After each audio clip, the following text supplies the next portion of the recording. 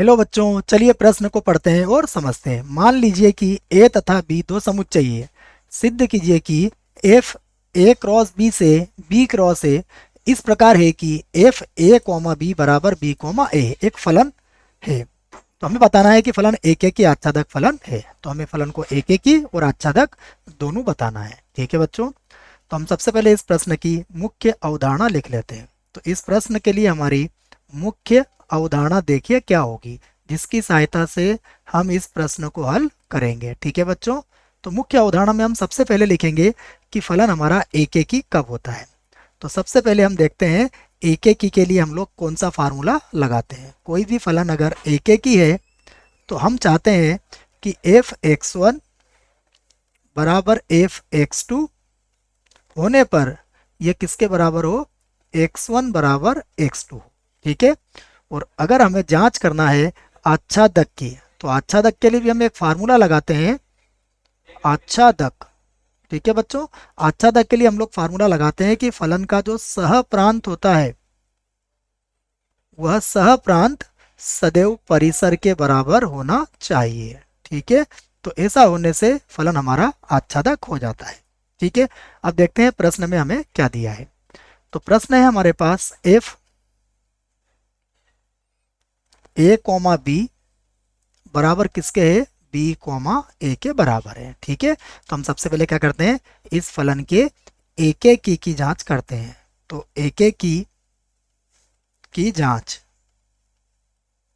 तो एक की जांच के लिए हम लोग क्या कहेंगे, माना देखिए F of A one comma B one बराबर है F of A two comma B two के बराबर है।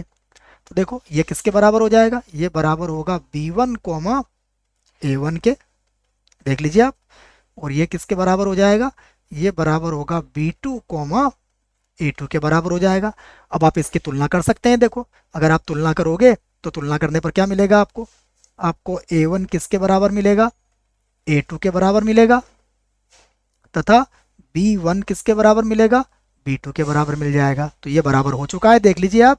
इसका मतलब फलन क्या है, एक की है। तो हम लिख सकते हैं कि अतः फलन क्या है, एक की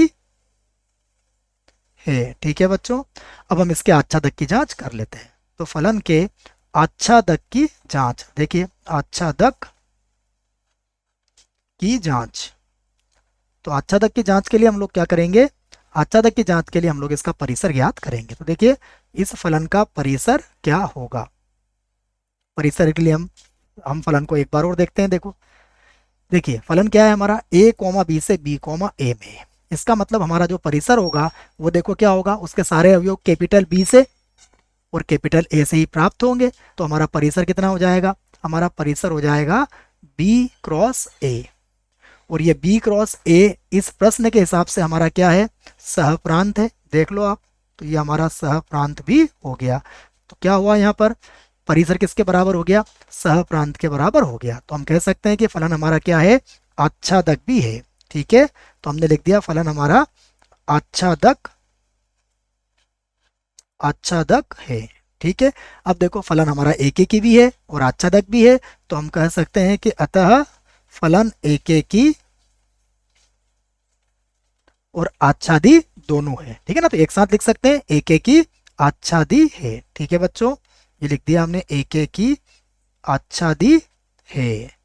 ठीक है, आशा करता हूं आपको इस प्रश्न का उत्तर समझ में आया होगा। धन्यवाद।